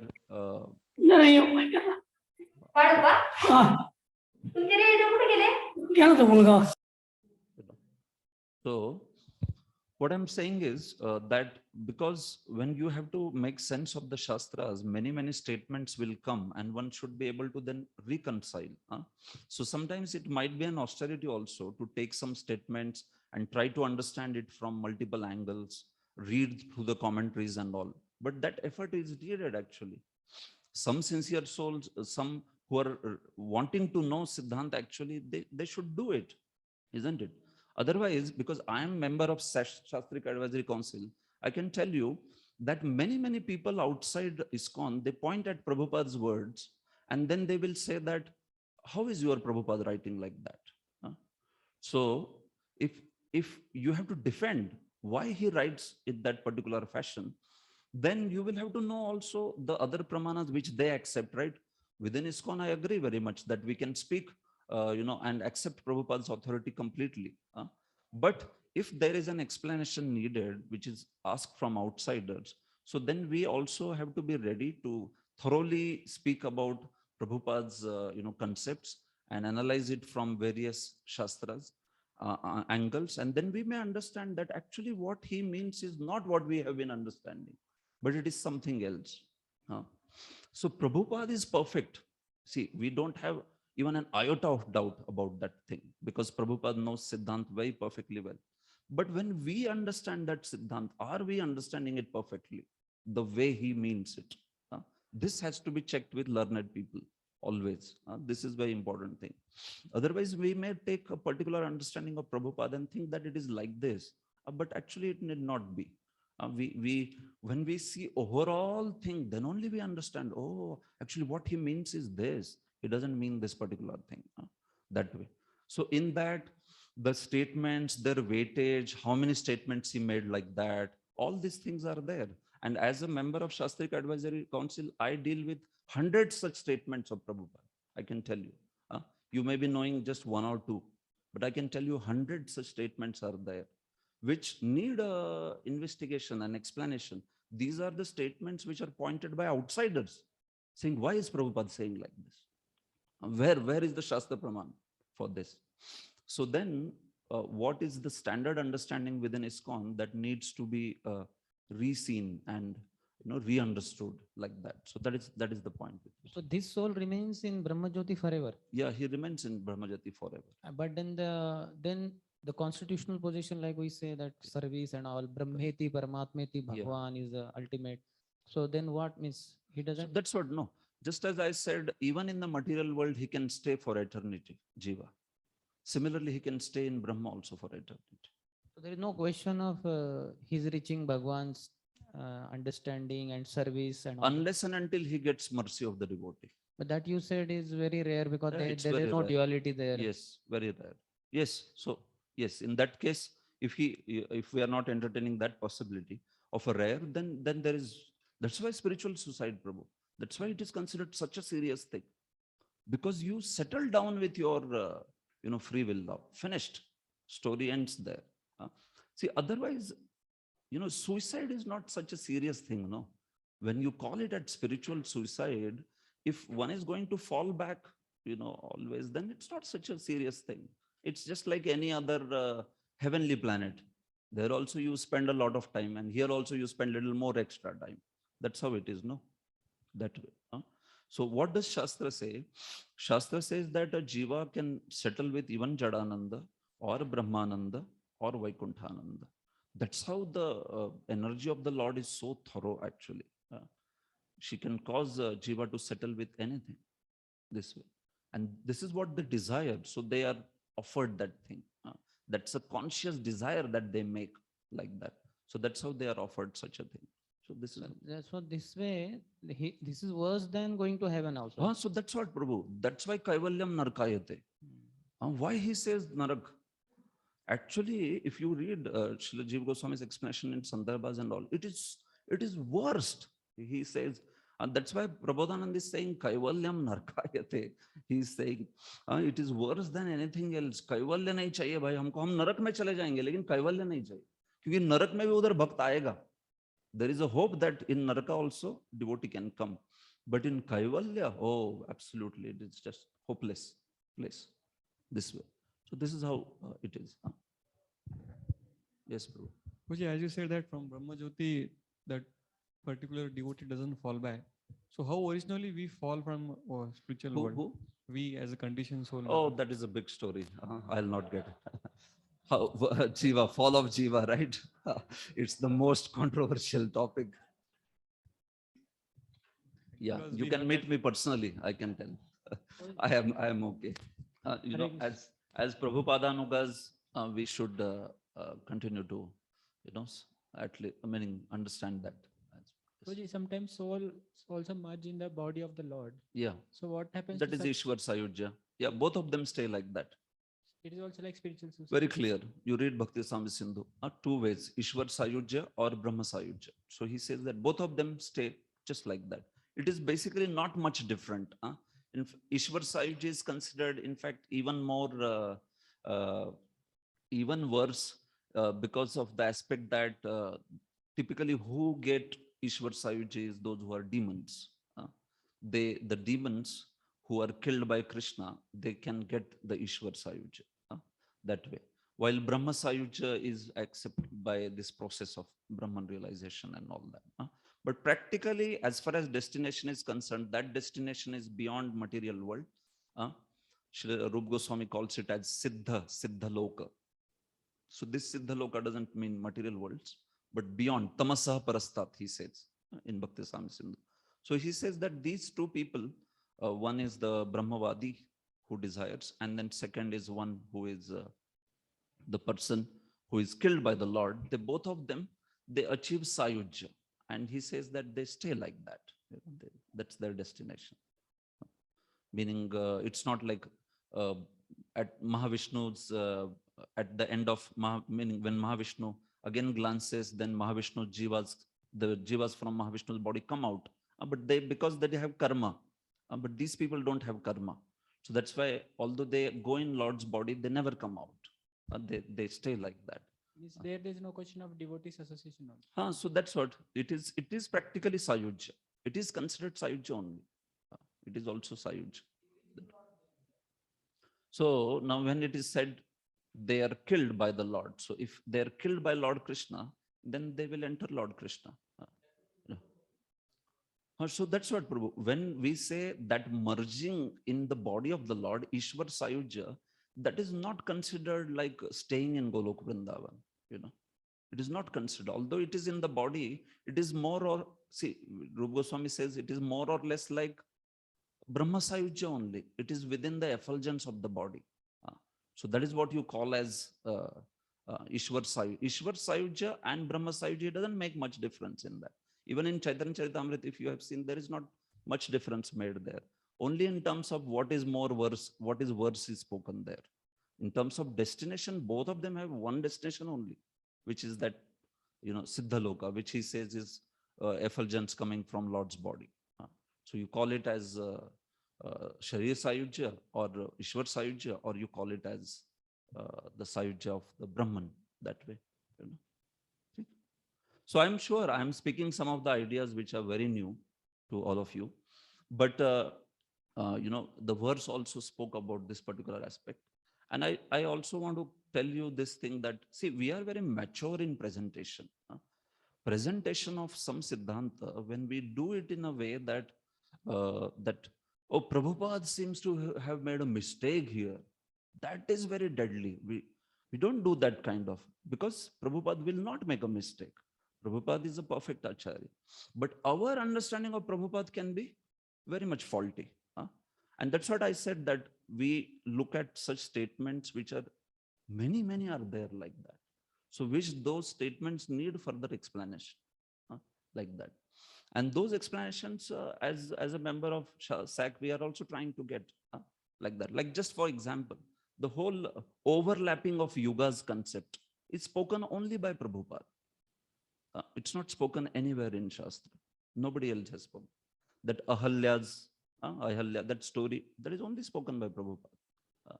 No Jeev, no Sanatan Goswami, Baldev Vidyabhushan, Vishwanath Chakravarti, Bhakti Vinod Thakur, nobody has spoken that. So now this was raised as one of the questions from a Gaudiya scholar, saying that where is this coming from, like that. And so we have the task of finding out. Our Acharya is saying, so who will defend the Acharya? हम लोग ऐसे नहीं बोलेंगे, अरे मालूम नहीं हमको भी किधर से आया. We also don't know, right?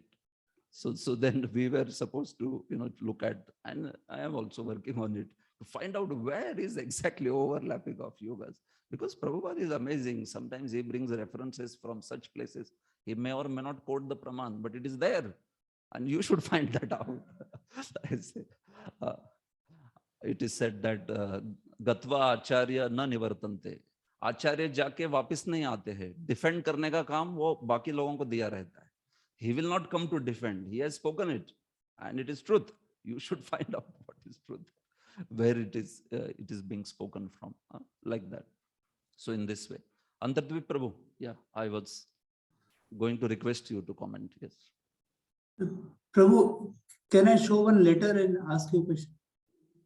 No, Prabhuji, there are many references. I am saying no. Prabhupada, not only in terms of letter, but even in purport, some 2-3 statements are there where he speaks this idea.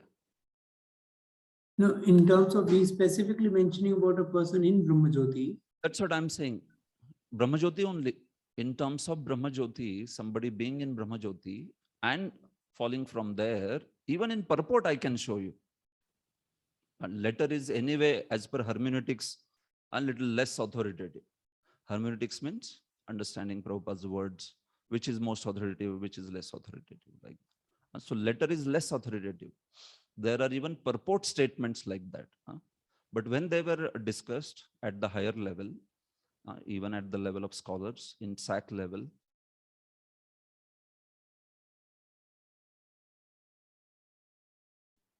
You are muted.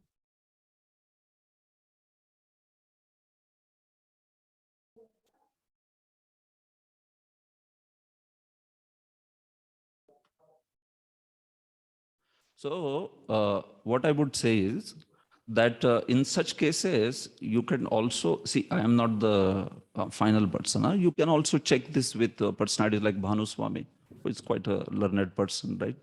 And Bhakti Vidya Purna Swami and all of them. And you can see that that level of discussion is also happening that way.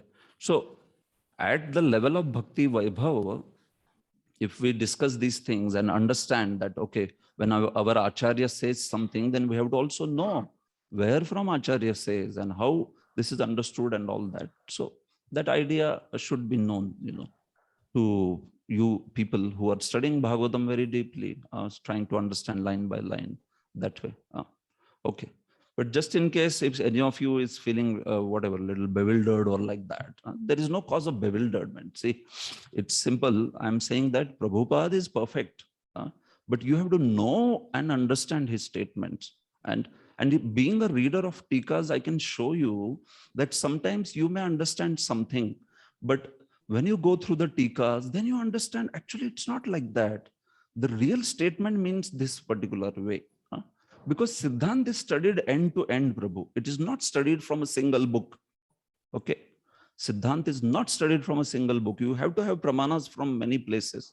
Then the Siddhant becomes very, very clear. So till now, naturally, our ISKCON is growing. So we have been focusing and scrutinizingly studying Prabhupada books. So after studying through Prabhupada books very, very scrutinizingly, if somebody is raising some objection with Prabhupada's words and all that, so then it becomes our responsibility to defend, isn't it? That why he's writing like that. Or somebody may just say that, well, I don't care. Prabhupada is our Acharya. And we don't care about anybody saying like that. So that is fine. That is fine within our institution. But do you accept that somebody has to take also responsibility to answer to the outsiders? Or you feel that that answer need not be given only? So that answer needs to be given also to the outsiders. That when something is said, what is the source of that? Why the particular thing is said? So with that angle, that is what I wanted to say. Yes, Prabhu.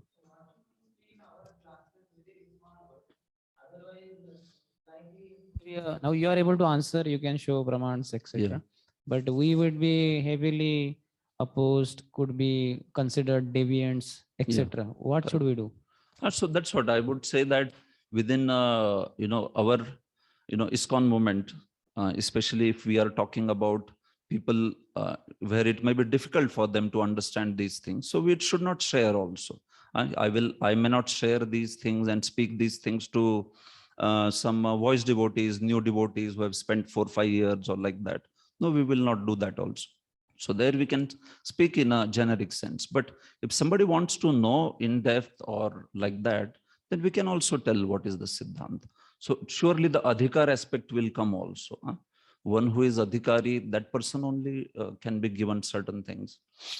If he doesn't have that adhikar, so you can tell that, yes, you read Prabhupada books, what Prabhupada is telling, all these ideas, it is like that. But there are also some other aspects to this particular question. There are also some other dimensions like that. So I said that there are also other dimensions. There are perspectives with which Prabhupada speaks. This is also like standard way. Could you email us all, maybe few, Yeah. in which this concept is in Prabhupada words? Now you have heard you, so now Yes. we can see Prabhupada also, and then we'll get the confirmation. Yes, it is true. The way we understood was not correct. Absolutely. So if you could send those also. So that's what, for that you will need the quotes from the scriptures, right? Where scriptures say that from Brahman no one falls down, right? That is what you are That saying. also, and in Prabhupada's language, in English means. But then that's what, if Prabhupada's mode and mission is more from this angle, where I have the quotes, plenty of quotes, where this whole idea of falling somebody from Brahman platform is being addressed only till Jivan Mukta level. Like that, I have plenty of quotes. So those quotes will be useful. Wherever he addresses this idea like Aruhya Krishna, no, he will speak it in terms of somebody within this life, not Videha Mukta. Within this life, he takes to some social surveys and all like that. So if you could, this only, if it is there in Prabhupada's words, it's in there. English, if you could mail us, it Okay, would be I'll- helpful for us. Yes, probably. In Videha Mukti, he doesn't fall down. Yeah. He's there. And this one who is within the material body, he does fall down. So if you could send No, few but that's what I'm saying. No, Videha Mukti, somebody achieves Brahman Videha Mukti, and from there he doesn't fall. This idea, Prabhupada, in his explicit words, if he would have spoken that idea very clearly, then that would have been standard, no? Then that idea would have been only standard. The confusion has aroused because of the idea that wherever the aspect of merging in Brahman comes, whatever few statements he makes, then he speaks in the sense of that but somebody who is in Brahman is not able to survive. He will fall in that particular way, that way. So now if this idea has to be seen, you also have to confirm this from Bhagavatam, no? Bhagavatam should say this idea. Bhagavad Gita should say, Upanishads should say, Jiva Goswami should say, somebody should say, no, this idea, which he is saying also. But that kind of idea is not spoken. But the contrary idea is spoken, that somebody achieves Brahman, he will never fall. So like Aruhya Krishna is more or less, means maybe 100 or 100+% of the time we have heard from that person only who has got. But from whom? But is that from Prabhupada or is that from So Prabhupada's followers? that's what we want you to send us email Yeah. or some few quotes from that, we can show shastrically also. Just see. It is not just. Yeah, so Shastrically quotes. That's what I was saying. That means they will be in Sanskrit by Acharyas. Yes, yes, very Okay, much if you in could Sanskrit send and then English. those ones. There, plenty of quotes are there. Okay. And also from Sandarbhas and all there. If you could mail us. Yes, yes. Thank you. Surely, Prabhu. Good discussion.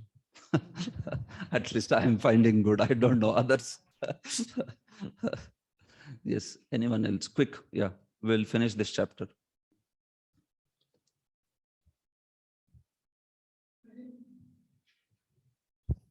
Hare Krishna. This is in relation to yesterday you were speaking about Sankalpa and Sadhana Sankalpa and Sadhana. for a devotee.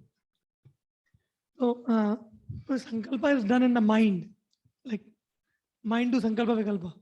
So when we go to, so when a devotee go to spiritual world, will he leave behind his mind? Because with this mind only he has done the Sankalpa.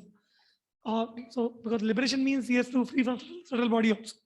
So when he goes to spiritual world, he has to leave behind his mind, or what is the meaning of purifying the mind? Like, He basically gets a spiritual mind. Before he leaves the body, he gets spiritual mind.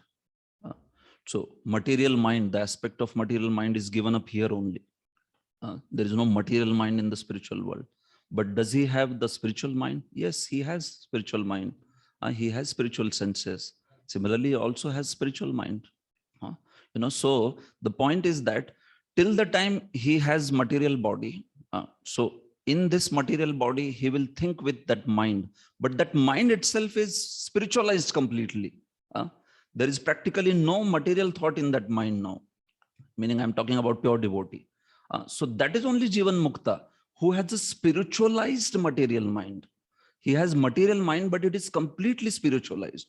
So now when he gives up the body, what happens? Even that spiritualized material mind doesn't come with him. What he gets is actually along with the spiritual body, it's just one composition. Srila Jiva Goswami says, it's one composition in which there is spiritual mind, aprakrit mana, aprakrit indriya, everything is aprakrit. So whatever functions you want to talk of mind, so those functions you can also talk in that spiritual body. They are there. Like that. Sankalpa remains from the material mind to spiritual mind.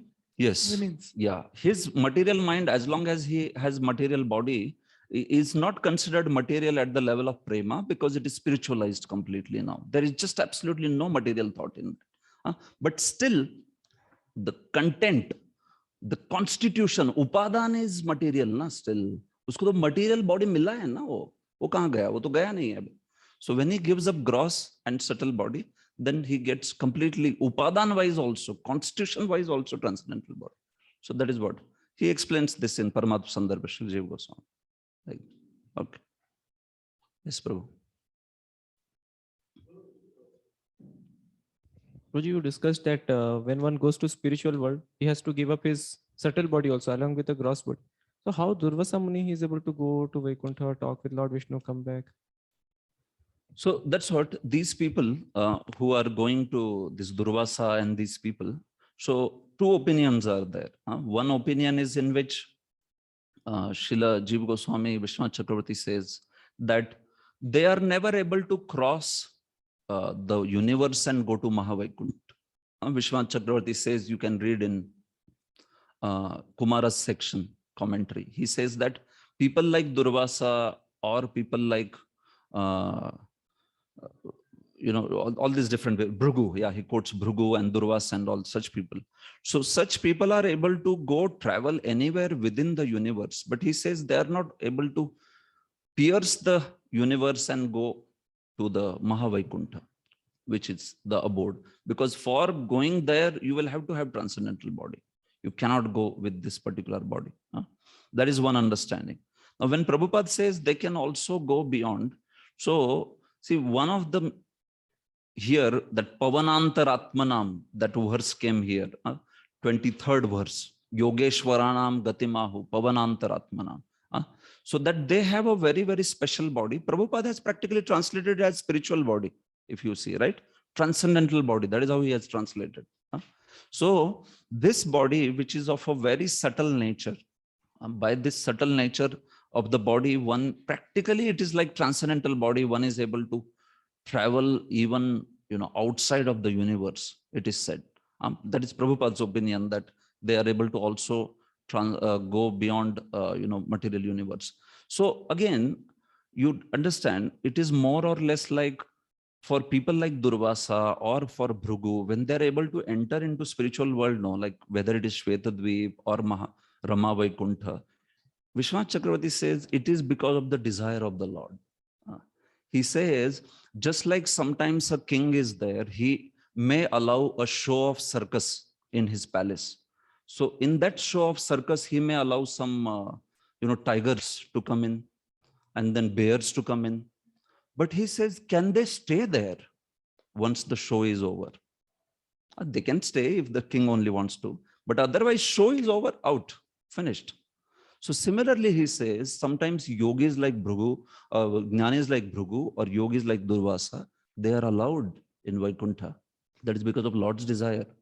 And they come and that pastime is enacted and then they can't stay there, he says. They have to go back immediately.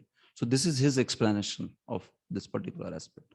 But having said that, before that he qualifies it that even this happens only up to Rama Vaikuntha, which is in material world, or Shvetadvip, or Dhruva Priya Vaikuntha. He says up to that much like that. But when Prabhupada is saying this, so we can extend that principle. That's how I understand. That is my personal understanding, that yes, if the Lord desires, then he may allow for that particular pastime like that. Did 4 Kumaras, they also went? 4 Kumaras, Rama Vaikuntha, very clear. They didn't go outside universe. Yes, it was Rama Vaikuntha. The whole pastime happened in Rama Vaikuntha, not in Mahavaikuntha. Yes.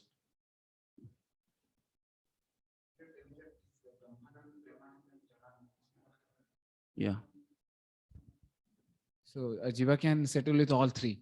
So how Brahmanand is somewhat clear because you explained now. Brahmanand is also that's, but how Jadanand can somebody settle with forever? Oh, because there is, within Jadanand also, and there is some potency of Maya. So potency of Maya is there enough that Ajnan is there, and she gives enough sense objects by which one keeps on rotating with that hope that he will be happy. What is that? Narakasthopi Vaitavat, right? Even in the hellish planets, from this suffering to that suffering, Vallabhacharya explains, अभी इसको पीटने वाले और आगे फिर cut करने वाले. From this suffering to that suffering, in between he gets time, he wants to enjoy sex pleasure. Between these two sufferings. So Jiva can settle even there actually. तो फिर उसके बाद तो जड़ानंद में और काफी कुछ है, right? Many things are there. So it's Maya is so thorough that yes, actually he can settle everywhere. Only thing is that point is, see, it's like Avaranatmika and Prakshipatmika, Prabhupada explains, right? Although he gets the kicks so many times, but what happens is, because also the desire is very strong to enjoy, so Avaranatmika is very clear. And see, this is why unless and until a devotee intervenes, there is no question of any jiva coming to Krishna's lotus feet. If you think just by punishment they will be awakened one day and they will come to Krishna, oh Krishna, I want to become your devotee. It will not happen. Srila Vishwanath Chakravarti says very clearly that bhakti can come in a jiva's heart only out of great mercy if Lord and devotees intervene and go to him, give some sukruti. नहीं तो भाई माया इतना thorough है ना, जड़ानंद पे भी settled, ब्रह्मानंद पे भी सेटल्ड, हर जगह सेटल कर देगी माया उसको.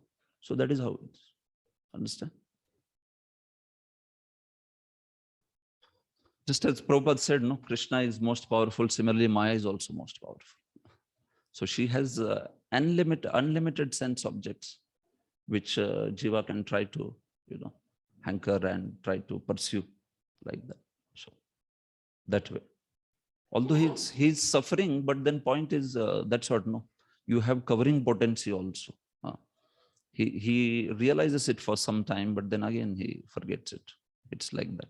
So when that realization will awaken, if he has some sukruti, jo ki created by yadrichaya, by some intervention of devotee, then only it will, be created. Devotee, holy name, prasad, you understand, whole process of bhakti. So that is how.